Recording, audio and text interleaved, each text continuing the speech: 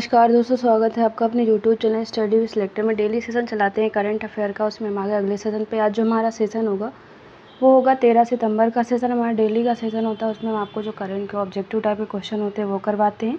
एक question last video में आपसे पूछते हैं, उसका आंसर देते हैं। एक क्वेश्चन डेली आपसे पूछते हैं, जिसका आंसर आपको हमें कमेंट बॉक्स में देना होता है। डेली का सेशन होता है। आज जो नया सेशन होगा वो होगा 13 सितंबर का सेशन। तो आज का सेशन शुरू करने से पहले आप लोगों से अपील यदि आपने अभी तक हमारे चैनल स्टडी विद सिलेक्टर को सब्सक्राइब नहीं किया तो प्लीज़ सब्सक्राइब कर ले, बेल आइकन जरूर प्रेस करें। सबसे पहले हमारे वीडियो का नोटिफिकेशन आप तक पहुंचता रहे। आपको हमारा वीडियो पसंद आए तो वीडियो को लाइक करें, दोस्तों तक जरूर शेयर करें। चलिए शुरू करते हैं आज का सेशन। देखते हैं पहला क्वेश्चन क्या कह रहा है। कह रहा है हाल ही में किस देश ने अपना सबसे बड़ा नौसैनिक अभ्यास ओसिन 2024 शुरू किया है। तो करेक्ट आंसर हमारा ऑप्शन ए हो जाएगा। अभी हाल ही में रूस ने अपने सबसे बड़ा नौसैनिक अभ्यास जिसका नाम है ओसिन उसकी शुरुआत की है। तो करेक्ट आंसर ऑप्शन ए हो जाएगा। रूस की बात करें तो राजधानी मास्को और यहाँ की मुद्रा है रूबल। अमेरिका की राजधानी वाशिंगटन डीसी और यहाँ की मुद्रा है डॉलर। जापान की राजधानी टोक्यो और यहाँ की मुद्रा येन है। चीन की राजधानी बीजिंग और यहाँ की मुद्रा है रेनमिनबी।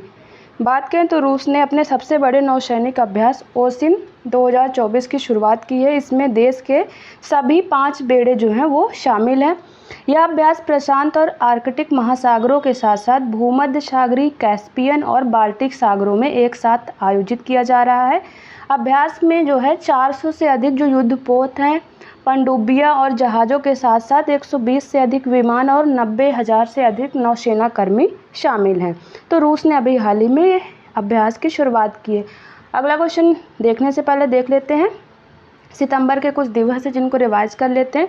वन शहीद दिवस 11 सितंबर को, विश्व आत्महत्या रोकथाम दिवस 10 सितंबर को, हिमालय दिवस 9 सितंबर को मनाया जाता है, अंतर्राष्ट्रीय साक्षरता दिवस 8 सितंबर को, अंतर्राष्ट्रीय दान दिवस 5 सितंबर को, विश्व नारियल दिवस 2 सितंबर को मनाया जाता है। तो हमारे कुछ दिवस थे सितंबर के जिनको हमने देखा। आगे देखते हैं। अगला क्वेश्चन कह रहा है हाल ही में जारी 2024 के सर्वश्रेष्ठ देशों की रैंकिंग में कौन सा देश शीर्ष पर है। जो सर्वश्रेष्ठ देशों की रैंकिंग जारी हुई है उसमें 2024 के उसमें कौन सा देश जो है शीर्ष पर है। हमारा करेक्ट आंसर ऑप्शन ए हो जाएगा। स्विट्जरलैंड जो है वो शीर्ष पर है। तो करेक्ट आंसर हमारा ऑप्शन ए हो जाएगा। स्विट्जरलैंड की बात करें तो राजधानी यहाँ की बर्न है और यहाँ की मुद्रा है स्विस फ्रैंक। डेनमार्क की बात करें, राजधानी यहाँ की है कोपेनहेगन और यहाँ की मुद्रा है डेनिश क्रोनोर। नॉर्वे की राजधानी ओस्लो और यहाँ की मुद्रा है नॉर्वेजियन डॉलर। फिनलैंड की बात करें तो राजधानी यहाँ की हेलेंसिकी और यहाँ की मुद्रा क्या है यूरो यहाँ की मुद्रा है। लगातार तीसरे वर्ष स्विट्जरलैंड दुनिया के सर्वश्रेष्ठ देशों की समग्र सूची में शीर्ष पर है, जो US news and world report और पेंसिल्वेनिया विश्वविद्यालय के वाटसन स्कूल द्वारा एक रैंकिंग और विश्लेषण परियोजना है। जापान दूसरे स्थान पर है। संयुक्त राज्य अमेरिका 2 पायदान ऊपर चढ़कर तीसरे स्थान पर पहुंच गया है। शीर्ष 5 सर्वश्रेष्ठ देशों में कनाडा चौथे स्थान पर और ऑस्ट्रेलिया 5वें स्थान पे। यानी जो टॉप 5 देश कौन कौन से, पहला स्विट्जरलैंड, दूसरे पे जापान, तीसरे पे संयुक्त राज्य अमेरिका है, चौथे पे कनाडा और 5वें पे ऑस्ट्रेलिया है। डेनमार्क जो है 1 साल के अंतराल के बाद शीर्ष 10 में वापस आ गया, जो 2023 से 3 पायदान ऊपर है। भारत पिछले साल से 3 पायदान नीचे मतलब चला गया और 33वें स्थान पे है। सर्वेक्षण में 89 देशों को उनके वैश्विक धारणा के आधार पर 10 अलग अलग भारित उपरैंकिंग जैसे कि साहसिकता, चपलता, विरासत, उद्यमशीलता, जीवन की गुणवत्ता, सांस्कृतिक उद्देश्य और अधिक का उपयोग करके मतलब इन सबको बेस मानकर रैंकिंग दी जाती है, जिसमें जो है हमारे भारत की रैंक कौन सी है 33वीं और स्विट्जरलैंड पहले स्थान पे है। अगला क्वेश्चन कह रहा है हाल ही में 45वां फीडे शतरंज ओलंपियाड कहाँ पर शुरू हुआ है। जो 45वां फीडे शतरंज ओलंपियाड है वो कहाँ पर शुरू हुआ है। हमारा करेक्ट आंसर ऑप्शन ए हो जाएगा। अभी हाल ही में हंगरी में शुरुआत हुई है 45वें फीडे शतरंज ओलंपियाड की। तो करेक्ट आंसर ऑप्शन ए हो जाएगा। बात करें हंगरी की तो राजधानी यहाँ की बुडापेस्ट है और यहाँ की मुद्रा क्या है फोरेंट। ओमान की बात करें, राजधानी यहाँ की मस्कट और यहाँ की मुद्रा है ओमानी रियाल। चीन की राजधानी बीजिंग और यहाँ की मुद्रा है रेनमिनबी। कजाकिस्तान की बात करें, राजधानी अस्ताना और यहाँ की मुद्रा है तेंगे, यहाँ की मुद्रा है। 45वां फीडे शतरंज ओलंपियाड 10 से 23 सितंबर 2024 तक हंगरी की राजधानी बुडापेस्ट में आयोजित किया जाएगा। यह अंतर्राष्ट्रीय शतरंज महासंघ द्वारा आयोजित एक अंतर्राष्ट्रीय टीम शतरंज प्रतियोगिता है। इस आयोजन का मुख्य स्थल SYMA स्पोर्ट और कॉन्फ्रेंस सेंटर होगा। इस टूर्नामेंट में जो है 1884 खिलाड़ी शामिल होंगे, जिसमें 975 ओपन सेक्शन में और 909 महिला वर्ग में होंगे। ओपन सेक्शन में 195 देशों से 197 टीमें और महिला वर्ग में 181 देशों से 183 टीमें इसमें पार्टिसिपेट कर रही हैं। आगे बढ़ते अगला क्वेश्चन कह रहा है, हाल ही में किस राज्य में 5 नए पॉस्को जो protection of child from sexual offence जो है पॉस्को फास्ट ट्रैक कोर्ट स्थापित किए जाने की घोषणा की गई है। हमारा करेक्ट आंसर ऑप्शन ए हो जाएगा। अभी हाल ही में वेस्ट बंगाल में जो है पॉस्को के तहत जो फास्ट ट्रैक कोर्ट है वो 5 नए फास्ट ट्रैक कोर्ट स्थापित किए जाने की घोषणा की गई है। वेस्ट बंगाल की बात करें तो राजधानी यहाँ की क्या है, कोलकाता यहाँ की राजधानी है। स्थापना दिवस 26 जनवरी 1950। यहाँ के जो गवर्नर हैं CV आनंद बोस और यहाँ की जो CM है ममता बनर्जी यहाँ की CM है। बात करें तो पश्चिम बंगाल सरकार ने पश्चिम बंगाल में 5 नए पॉस्को फास्ट ट्रैक विशेष न्यायालय स्थापित करने का निर्णय लिया है। राज्य में 6 ई पॉस्को न्यायालय के अलावा पहले से ही 62 पॉस्को न्यायालय पहले से ही है। यौन अपराधों से बच्चों का संरक्षण अधिनियम 2012 पॉस्को जो है बच्चों के खिलाफ यौन अपराधों में त्वरित न्याय सुनिश्चित करता है। अब पश्चिम बंगाल में 67 पॉस्को फास्ट ट्रैक कोर्ट होंगे और साथ ही 6 ई पॉस्को कोर्ट भी होंगे, यानी पहले से 62 थे और 5 नए अभी फास्ट ट्रैक कोर्ट स्थापित करने की घोषणा की है वेस्ट बंगाल गवर्नमेंट ने। अगला क्वेश्चन कह रहा है, हाल ही में 54वीं GST परिषद की बैठक में कैंसर की दवाओं पर GST 12% से घटाकर कितनी कर दी गई है। हमारा करेक्ट आंसर ऑप्शन ए हो जाएगा। अभी हाल ही में जो 54वीं GST परिषद हुई है उसकी बैठक में जो कैंसर की दवाई हैं उन पर GST परिषद 12% से घटाकर 5% कर दी गई है। केंद्रीय वित्त एवं कारपोरेट कार्य मंत्री निर्मला सीतारमण की अध्यक्षता में नई दिल्ली में 54वीं GST परिषद की बैठक हुई। कैंसर की दवाओं जैसे ट्रेस्टुजुमैब, डेरक्सटेसन, ओसिमर्टिनिब और डुर्वालुबैम ये जो है कैंसर की दवाओं के नाम हैं। इन पर जो GST दर है वो 12% से घटाकर 5% किए जाने की घोषणा की गई है। बाकी और कुछ हैं जिनमें GST बढ़ाई या घटाई गई है, उनको आप देख लीजिएगा। अगला क्वेश्चन कह रहा है, हाल ही में कहाँ पहली सिलिकॉन कार्बाइड सुविधा का उद्घाटन किया गया है। कहाँ पर पहले सिलिकॉन कार्बाइड सुविधा का उद्घाटन किया गया। हमारा करेक्ट आंसर ऑप्शन ए हो जाएगा। अभी हाल ही में ओडिशा में जो भारत की पहली सिलिकॉन कार्बाइड है सुविधा उसका उद्घाटन किया गया है, तो करेक्ट आंसर हमारा ऑप्शन ए हो जाएगा।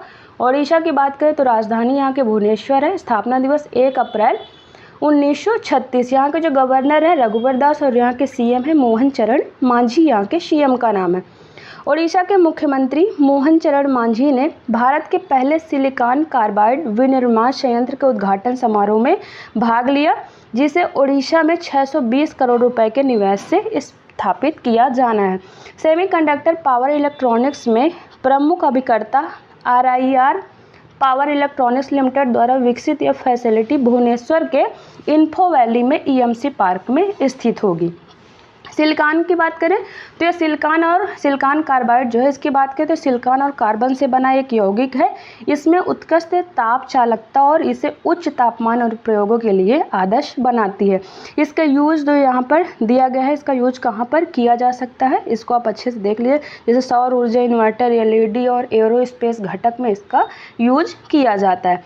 अगला क्वेश्चन कह रहा है, हाल ही में ग्रैंड मास्टर मित्रभा गुहा ने श्रीलंका में राष्ट्रमंडल रैपिड शतरंज चैंपियनशिप में कौन सा पदक जीता है। हमारा करेक्ट आंसर ऑप्शन ए हो जाएगा। अभी हाल ही में जो ग्रैंड मास्टर मित्रभा गुहा है श्रीलंका में जो राष्ट्रमंडल रैपिड शतरंज चैंपियनशिप हुई है उसमें स्वर्ण पदक अपने नाम किया है, तो करेक्ट आंसर ऑप्शन ए हो जाएगा।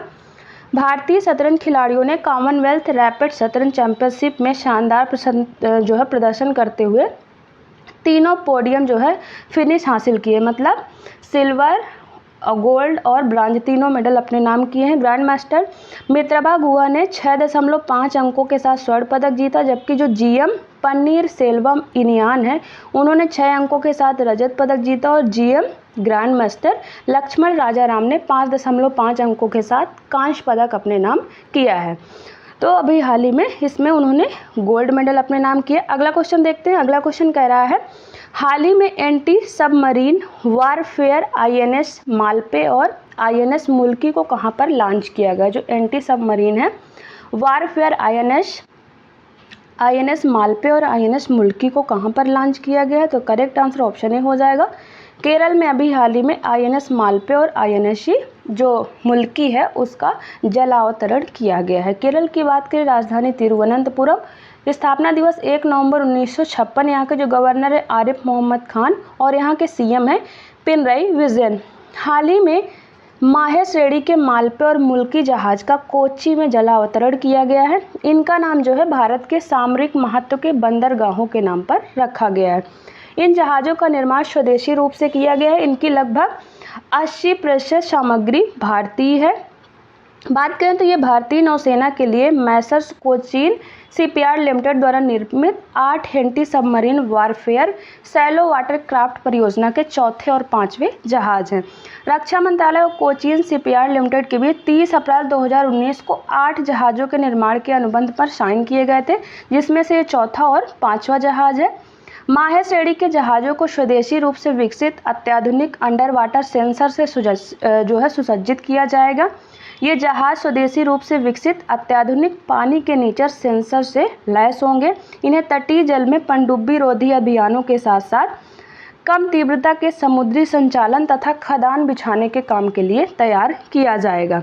ये जहाज 78 मीटर लंबे और 11.36 मीटर चौड़े हैं। ये 25 समुद्री मील की अधिकतम गति प्राप्त कर सकते हैं। तो ये कुछ उनके डिटेल दिए हुए हैं। अगला क्वेश्चन कह रहा है हाल ही में किसने सिंगापुर साहित्य पुरस्कार जीता है। किसने सिंगापुर साहित्य पुरस्कार जीता है। हमारा करेक्ट आंसर हो जाएगा ऑप्शन ए। अभी हाल ही में प्रशांति राम ने सिंगापुर साहित्य जो पुरस्कार है उसको अपने नाम किया है। तो करेक्ट आंसर ऑप्शन ए हो जाएगा। भारतीय मूल के लेक्चरर ने अपनी अंग्रेजी फिक्शन के लिए सिंगापुर साहित्य पुरस्कार जीता है। नानयांग टेक्नोलॉजिकल यूनिवर्सिटी के लेक्चरर प्रशांति राम को 9 यार्ड साड़ी के लिए यह पुरस्कार दिया गया है। उनकी यह कहानी सिंगापुर, सिडनी, न्यूयॉर्क और कनेक्टिकट में फैले एक तमिल ब्राह्मण परिवार के पीढ़ियों के बारे में है। तो उनको अभी हाल ही में जो है सिंगापुर का साहित्य पुरस्कार दिया गया है। बाकी ये कुछ और अवार्ड हैं दिए गए हैं। जो सर्वश्रेष्ठ अंग्रेजी डेब्यू का पुरस्कार 91 वर्षीय नेशनल यूनिवर्सिटी ऑफ सिंगापुर के एमरिटस जो प्रोफेसर हैं पीटर एलिंगर को मिला है। उन्होंने यह पुरस्कार अपनी किताब down memory lane Peter Ellinger memoir के लिए जीता है। इसके साथ ही वो सिंगापुर साहित्य पुरस्कार जीतने वाले सबसे उम्रदराज विजेता भी बन गए हैं। आगे देखते हैं। अगला क्वेश्चन कह रहा है हाल ही में किस राज्य में 80% आरक्षण के साथ जनजातीय विश्वविद्यालय स्थापित किए जाने की घोषणा की गई है। करेक्ट आंसर हमारा ऑप्शन डी हो जाएगा। अभी हाल ही में महाराष्ट्र में 80% आरक्षण के साथ जनजातीय विश्वविद्यालय स्थापित किए जाने की घोषणा की गई है। महाराष्ट्र की बात करें, राजधानी यहाँ की मुंबई है। स्थापना दिवस 1 मई 1960। यहाँ के जो गवर्नर CP राधाकृष्णन और यहाँ के CM हैं एकनाथ शिंदे यहाँ के CM हैं। महाराष्ट्र के राज्यपाल CP राधाकृष्णन ने कहा है कि नासिक में आदिवासी समुदाय के छात्रों के लिए 80% आरक्षण वाला एक आदिवासी विश्वविद्यालय स्थापित किया जाएगा। आगे बढ़ते हैं। अगला क्वेश्चन कह रहा है हाल ही में राष्ट्रपति द्रौपदी मुर्मू ने कितने लोगों को फ्लोरेंस नाइटिंगेल पुरस्कार से सम्मानित किया है। जो हमारे राष्ट्रपति द्रौपदी मुर्मू हैं कितने लोगों को फ्लोरेंस नाइटिंगेल पुरस्कार से सम्मानित किया है। करेक्ट आंसर हमारा ऑप्शन ए हो जाएगा। 15 जो नर्सेज हैं उनको अभी हाल ही में राष्ट्रपति द्रौपदी मुर्मू ने फ्लोरेंस नाइटिंगेल पुरस्कार से सम्मानित किया है। तो करेक्ट आंसर ऑप्शन ए हो जाएगा। राष्ट्रपति द्रौपदी मुर्मू ने राष्ट्रपति भवन में आयोजित एक समारोह में नर्सिंग पेशेवरों को वर्ष 2024 के लिए राष्ट्रीय फ्लोरेंस नाइटिंगेल पुरस्कार प्रदान किए। कुल मिलाकर 15 नर्सों को समाज के प्रति उनके कर्तव्य और सेवा के प्रति उत्कृष्ट प्रतिबद्धता के सम्मान में यह पुरस्कार प्रदान किया गया है। राष्ट्रपति ने दिल्ली से आर्मी अस्पताल की nurse major general Ignatius Delos Flora और सफदरजंग अस्पताल के संक्रामक रोग विभाग में कार्यरत जो नर्स हैं प्रेम रोज सूरी को राष्ट्रीय फ्लोरेंस नाइटिंगेल पुरस्कार 2024 से सम्मानित किया है। इसके अलावा ये सारी नर्सेज जिनको अवार्ड दिया गया उनके नाम लिखे हुए हैं, आप इनको देख लीजिएगा। अगला क्वेश्चन कह रहा है हाल ही में प्रोजेक्ट अभिषिक्त किसके द्वारा लॉन्च किया गया। प्रोजेक्ट अभिषिक्त अभी हाल ही में किसके द्वारा लॉन्च किया गया है, तो हमारा करेक्ट आंसर क्या हो जाएगा, ऑप्शन ए हो जाएगा। अभी हाल ही में दिल्ली सरकार के द्वारा प्रोजेक्ट अभिषिक्त लॉन्च किया गया है। करेक्ट आंसर ऑप्शन ए हो जाएगा। दिल्ली की बात करें तो राजधानी यहाँ की नई दिल्ली है। यहाँ के जो उपराज्यपाल हैं विनय कुमार सक्सेना यहाँ के उपराज्यपाल हैं। प्रोजेक्ट अभिषिक्त जो है दिल्ली सरकार की एक पहल है जिसके तहत जो प्रतिभाशाली छात्रों के लिए विशेष पाठ्यक्रम उपलब्ध कराए जाते हैं। इस परियोजना के जरिए इन छात्रों की वास्तविक क्षमता और उनके वर्तमान शैक्षणिक प्रदर्शन के बीच अंतर जो है उसको मिटाया जाता है। इस परियोजना के तहत शिक्षकों को प्रशिक्षित किया जाता है ताकि वो कक्षा 6 से और कक्षा 9 में असाधारण योग्यता दिखाने वाले छात्रों की पहचान कर सके और उन्हें विकसित करने में मदद कर सके। तो ये दिल्ली सरकार की एक पहल है। अगला क्वेश्चन देखते हैं, कह रहा है हाल ही में संयुक्त राष्ट्र महासभा के 79वें जो सत्र है उसकी अध्यक्षता किसने की है। हमारा करेक्ट आंसर ऑप्शन सी हो जाएगा। फिलेमोन यांग जो हैं उन्होंने अभी हाल ही में संयुक्त राष्ट्र महासभा के 79वें सत्र की अध्यक्षता की है। करेक्ट आंसर ऑप्शन सी हो जाएगा। संयुक्त राष्ट्र महासभा का 19वां जो है सत्र न्यूयॉर्क में फिलिस्तीन के प्रतिनिधियों की उपस्थिति में हुआ। फिलेमोन यांग कैमरून के राष्ट्रपति ने 19वें सत्र की अध्यक्षता संभाली है। अगला क्वेश्चन देखते हैं, कह रहा है हाल ही में नीति थिंक टैंक की तर्ज पर ग्रिड की स्थापना किस राज्य में की है। नीति थिंक टैंक की तर्ज पर ग्रिड की स्थापना किस राज्य ने की है। करेक्ट आंसर हमारा ऑप्शन सी हो जाएगा। गुजरात ने अभी हाल ही में ग्रिड की स्थापना की है। गुजरात की बात करें, राजधानी यहाँ की गांधीनगर। स्थापना दिवस 1 मई 1960। यहाँ के जो गवर्नर हैं श्री आचार्य देवव्रत और यहाँ के सीएम हैं भूपेंद्र पटेल, यहाँ के सीएम का नाम है। गुजरात सरकार ने नीति आयोग की तर्ज पर Gujarat state institution for transformation यानी ग्रिड के गठन की घोषणा की है जो 2047 तक विकसित या विकसित राज्य के विजन को साकार करने में मदद करेगा। मुख्यमंत्री जो है ग्रिड के शासी निकाय का नेतृत्व करेंगे जिसमें वित्त मंत्री उपाध्यक्ष होंगे और कृषि, स्वास्थ्य, शिक्षा और उद्योग मंत्री इसके सदस्य होंगे। कृषि, वित्त और आर्थिक मामलों, औद्योगिक बुनियादी ढांचे, स्वास्थ्य और पोषण, कौशल विकास और रोजगार तथा शिक्षा जैसे क्षेत्रों के जो विशेषज्ञ होंगे उनको राज्य सरकार द्वारा थिंक टैंक में नामित किया जाएगा। ग्रिड राज्य की योजनाओं और कार्यक्रमों की समीक्षा, मूल्यांकन और पर्यवेक्षण करेगा, सुधार के क्षेत्रों की पहचान करेगा और विकसित गुजरात @2047 रोड मैप के दीर्घकालिक दृष्टिकोण के अनुरूप सिफारिशें जो है अपनी प्रदान करेगा। अगला क्वेश्चन कह रहा है हाल ही में भारत ने किसके सहयोग से infrastructure financing bridge UKIIFB launch किया है। तो हमारा करेक्ट आंसर क्या हो जाएगा, ऑप्शन बी हो जाएगा। अभी हाल ही में भारत ने ब्रिटेन के सहयोग से इंफ्रास्ट्रक्चर फाइनेंसिंग ब्रिज जिसका नाम है UKIIFB है वो लॉन्च किया है। तो करेक्ट आंसर ऑप्शन बी हो जाएगा। ब्रिटेन की बात करें तो राजधानी लंदन है और यहाँ की मुद्रा है पाउंड स्टर्लिंग। अमेरिका की राजधानी वाशिंगटन DC और यहाँ की मुद्रा है डॉलर। न्यूजीलैंड की राजधानी वेलिंगटन और यहाँ की मुद्रा है न्यूजीलैंडियन डॉलर। जापान की राजधानी टोक्यो और यहाँ की मुद्रा येन है। यूनाइटेड किंगडम ऑफ भारत ने आधिकारिक तौर पर United kingdom Bharat infrastructure financing bridge यानी UKIIFB एक नई पहल है जिसे उनके वित्तीय और पेशेवर सेवाओं के सहयोग को मजबूत करने के लिए डिज़ाइन किया गया है।